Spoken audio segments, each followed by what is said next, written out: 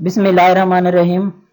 Computer science के course database system के साथ मैं हूं मोहम्मद अमीर और आज इसी सीरीज के लेक्चर नंबर 42 में डिस्कस करने जा रहे हैं fixed and variable length record. आज के हमारे टॉपिक्स के जो कंटेंट्स हैं उसमें सबसे पहले देखेंगे कि आया फिक्स्ड लेंथ रिकॉर्ड क्या है और इसके बाद फिर वेरिएबल लेंथ रिकॉर्ड के बारे में हम लोग डिस्कस करेंगे। जानते हैं फिक्स्ड लेंथ रिकॉर्ड क्या है।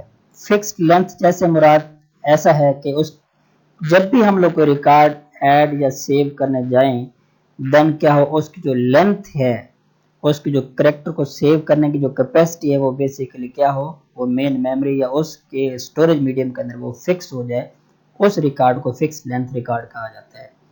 A fixed length record is one where the length of the field is each record has been set to be a certain maximum number of characters long।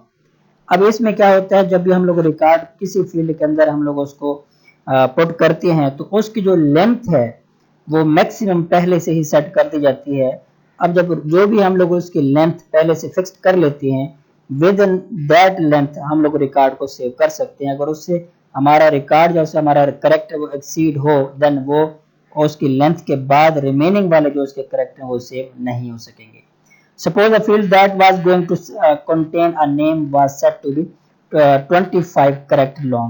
Suppose करें एक name की field है, एक column है जिसकी length हमने पहले से फिक्स की है 25। This means that the field could only over contain up to 25 character। अब उस फील्ड के अंदर मैक्सिमम 25 characters सेव हो सकते हैं। सपोज करें किसी का नेम बड़ा है तो वो मैक्सिमम 25 कैरेक्टर के अंदर वो सेव या स्टोर हो जाएगा। If all the field in the record have a fixed length like this then the record is said to be a fixed length record। अब इसी तरह से जैसे किसी भी फील्ड की अगर हम लोग पहले से लेंथ फिक्स्ड कर दें रिकॉर्ड को स्टोर करने की तो उस रिकॉर्ड को क्या बोलेंगे, फिक्स्ड लेंथ रिकॉर्ड बोलेंगे। The problem with fixed length record is that each field very rarely contain the maximum number of character allowed। अब इसमें प्रॉब्लम ये है तो जो हमने पहले से किसी फील्ड की जो लेंथ है वो फिक्स कर दी है, अब उसमें वो बड़ा मुश्किल सा चांस है कि उसके अंदर जो हमने लेंथ फिक्स की है और रिकॉर्ड भी उतने कैरेक्टर या उतनी लेंथ का वो हो सकता है उसके अंदर रिकॉर्ड आपका एक्सीड हो जाए। अगर एक्सीड होगा तो आपके जो रिमेनिंग कैरेक्टर है उस लेंथ के बाद वो सेव नहीं होंगे। अगर आपका रिकॉर्ड कम है और आपने उसकी लेंथ ज्यादा फिट की हुई है तो फिर क्या होगा, जो रिमेनिंग जो उसकी आपकी जो स्पेस होगी वो क्या हो जाएगी, वो वेस्टेज हो जाएगी। अब इस डायग्राम में देख सकते हैं हमने सपोज करें एक टेबल क्रिएट किया स्टार। अब उस टेबल की जो फील्ड है एक आईडी है जिसकी डाटा टाइप इंट है। अब उसकी हमने जो है जो लेंथ है वो फिक्स कर दिया 4 बाइट्स। इस तरह से नेक्स्ट फील्ड है नेम, उसकी 4 उसकी डाटा टाइप है, उसकी लेंथ हमने क्या कर दी है, वो भी 30 बाइट्स वो फिट कर दी है, फिक्स कर दी है। नेक्स्ट जो है एड्रेस है, जेंडर है और डेट ऑफ बर्थ है। इसकी हमने डाटा टाइप के साथ साथ हमने इसकी जो लेंथ है कैरेक्टर को स्टोर करने के लिए या सेव करने के लिए वो भी हमने फिक्स्ड कर दी है। जिस तरह से डेट ऑफ बर्थ के हमने 10 जो बाइट्स है वो हमने क्या कर दी है, वो फिक्स कर दी है। इसी तरह से जेंडर के लिए हमने 1 बाइट्स फिक्स कर दी है। अब नीचे डायग्राम में भी देख सकते हैं ID, name, address, gender and birth date basically हमारे उस टेबल जो कि स्टार टेबल है उसके कॉलम या उसके फील्ड है। अब हमने इसकी जो लेंथ है डाटा को कैरेक्टर को स्टोर करने के लिए वो फिक्स कर दी है। अगर इसकी क्रॉसपोंडिंग कोई वैल्यू इससे एक्सीड हो जाए तो फिर इस वैल्यू इस फिक्स लेंथ से ज्यादा कैरेक्टर वो स्टोर नहीं हो सकेंगे। अगर किसी के जो कैरेक्टर की स्पेस है वो उसकी टोटल जो लेंथ है वो कम है और हमने यहाँ ज्यादा एलोकेट कर दिया तो फिर क्या हो जाएगा, वो रिमेनिंग जो है वो आपकी मेमोरी वेस्ट हो जाएगी। सपोज कर लेते हैं एक नेम हमने 30 कैरेक्टर यानी 30 बाइट्स हमने फिक्स्ड कर दी है। अगर किसी का नेम है अली तो उसके अंदर जस्ट 3 बाइट्स को ऑक्यूपाई करेगा, रिमेनिंग जो 27 जो बाइट्स है वो आपकी स्पेस वेस्टेज हो जाएगी। इसी तरह से अगर आप एड्रेस देख लें, अगर किसी का एड्रेस जस्ट 50 बाइट्स में आ जाता है तो आपके 205 बाइट्स आपके वेस्टेज हो जाएंगे। ये बेसिकली है फिक्स लेंथ का आपका वो जो है ड्रॉबैक्स है। नेक्स्ट है file with fixed length record के अंदर हम लोग मजीद इसको थोड़ा देख लेते हैं प्रॉब्लम क्या होते हैं। The problem with fixed length record is that each field very rarely contain the maximum number of character is allowed. अब इसके अंदर इतना होता है कि हमने जो फिक्स किया होता है उतना हमें अलाउ हो, ये कम होता है। कि जो हमारा रेलिवेंट रिकॉर्ड हो वो भी इसके अकॉर्डिंगली हो। This mean that a lot of space is need less set aside and wastage. अब इसके हमारे वो काफ़ी सारी जो वो है स्पेस वो हमारी वेस्टेड हो जाती है। The advantage of fixed length record is that they make file processing much easier because the start and end of the each record is always a fixed number of character apart। हाँ, इसका advantage ये है कि जब आप लोग record process करते हैं आपको स्टार्ट और एंड उसका पता होता है, टोटल कैपेसिटी का लेंथ का पता होता है, तो इसके लिए हमारे लिए प्रोसेसिंग आसान हो जाती है।